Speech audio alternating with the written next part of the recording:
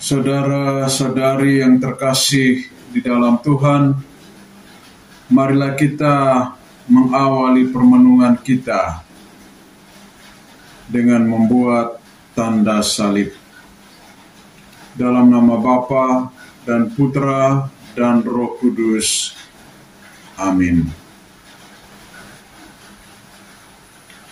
Sekali peristiwa, Yesus dibawa oleh Roh ke padang gurun supaya dicobai iblis.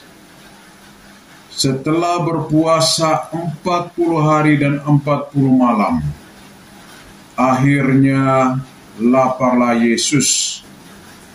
Lalu datanglah si pencoba itu dan berkata kepadanya, "Jika engkau anak Allah, perintahkanlah supaya batu-batu itu menjadi roti." Tetapi Yesus menjawab, "Ada tertulis, manusia hidup bukan dari roti saja, tetapi dari setiap firman yang keluar dari mulut Allah." Kemudian iblis membawa Yesus ke kota suci dan menempatkan dia di bubungan bait Allah. Lalu iblis berkata kepadanya, "Jika engkau anak Allah, jatuhkanlah dirimu ke bawah, sebab ada tertulis, mengenai engkau, ia akan memerintahkan malaikat-malaikatnya, dan mereka akan menatang engkau di atas tangannya, supaya kakimu jangan terantuk pada batu." Yesus berkata kepadanya, "Ada pula tertulis, janganlah engkau mencobai Tuhan Allahmu." Lalu iblis membawa Yesus ke atas gunung yang sangat tinggi dan memperlihatkan kepadanya semua kerajaan dunia dengan kemegahannya. Iblis berkata kepadanya, "Semua itu akan kuberikan kepadamu jika engkau sujud menyembah aku." Maka berkatalah Yesus kepadanya, "Enyalah iblis, sebab ada tertulis, engkau harus menyembah Tuhan Allahmu, dan hanya kepada Dia sajalah engkau harus berbakti." Lalu iblis meninggalkan Yesus, dan lihatlah, malaikat-malaikat datang melayani Dia. Demikianlah sabda Tuhan. Saudara-saudari pencinta firman Tuhan yang terkasih di dalam Kristus, setiap manusia tentu saja pernah mengalami berbagai cobaan atau godaan. Cobaan-cobaan itu bisa datang dari diri sendiri dan juga bisa datang dari luar diri sendiri. Cobaan-cobaan itu beraneka ragam, mulai dari yang paling kecil sampai yang paling besar. Berhadapan dengan cobaan-cobaan itu, manusia dituntut untuk menghadapinya dan dengan penuh iman mengatasi segala cobaan itu, supaya ia tidak jatuh ke dalam dosa. Apabila manusia jatuh ke dalam dosa, maka ia akan terpisah dari Allah, sang sumber keselamatan yang sejati. Kita ingat di dalam kitab Kejadian dikisahkan bahwa setelah Allah menciptakan manusia, Ia menempatkan mereka di Taman Eden. Dan Allah memerintahkan supaya manusia tidak boleh makan buah yang dilarang oleh Allah. Tetapi karena ketidaktaatannya pada Allah, dan ia mau menyamakan dirinya dengan Sang Pencipta, maka manusia jatuh ke dalam dosa. Keterjatuhannya di dalam dosa membangun kesadaran di dalam dirinya bahwa ia sudah jauh dari Allah.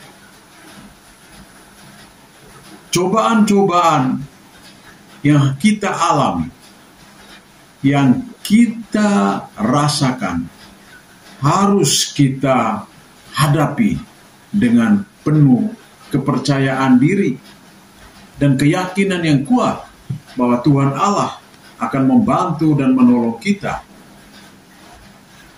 Yesus sendiri mengalami cobaan, mengalami godaan.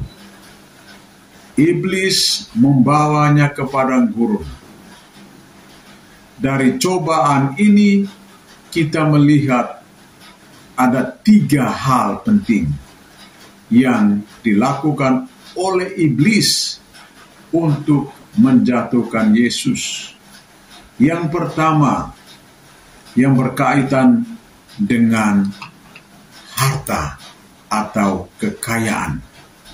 Dan iblis berkata, "Jika engkau anak Allah, perintahkanlah supaya batu-batu itu menjadi roti." Yesus memberikan jawaban yang tegas bahwa manusia tidak hidup dari roti saja. Hal ini mau mengatakan bahwa harta kekayaan bukanlah segala-galanya. Manusia tidak boleh jatuh di dalam egoisme diri untuk mengumpulkan segala harta kekayaan, karena itu akan sangat berbahaya bagi diri sendiri. Ya. Orang katakan lebih baik yang biasa-biasa saja. Itu godaan pertama. Lalu godaan kedua yang dilakukan oleh sang iblis kepada Yesus, di mana ia membawa Yesus ke kota suci dan menempatkannya di hubungan bait Allah. Lalu iblis berkata, "Jika engkau anak Allah, jatuhkanlah dirimu ke bawah.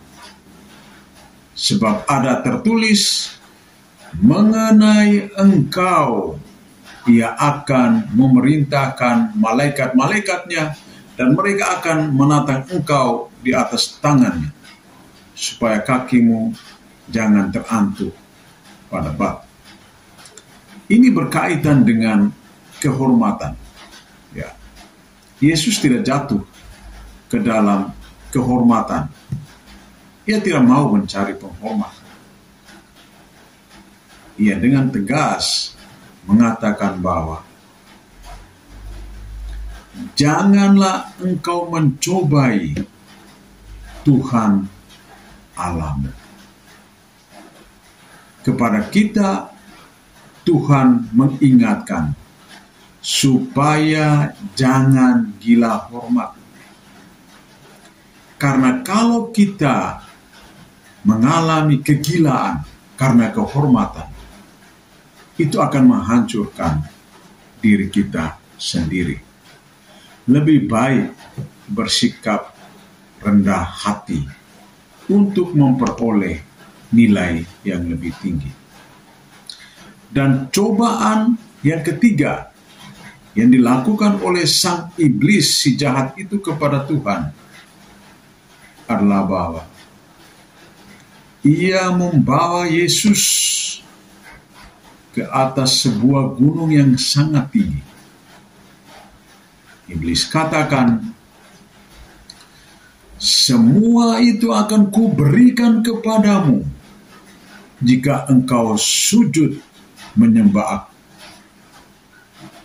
Yesus dengan tegas mengatakan, enyalah engkau iblis, ya. Engkau harus menyembah Tuhan Allahmu, dan hanya kepada Dia sajalah engkau harus berbakti. Yesus menegaskan bahwa hanya kepada Allah saja kita harus berbakti. Kita harus menunjukkan penghargaan, sembah sujud kita kepada Allah, karena Dialah yang menjadi sumber kehidupan, sumber keselamatan kita.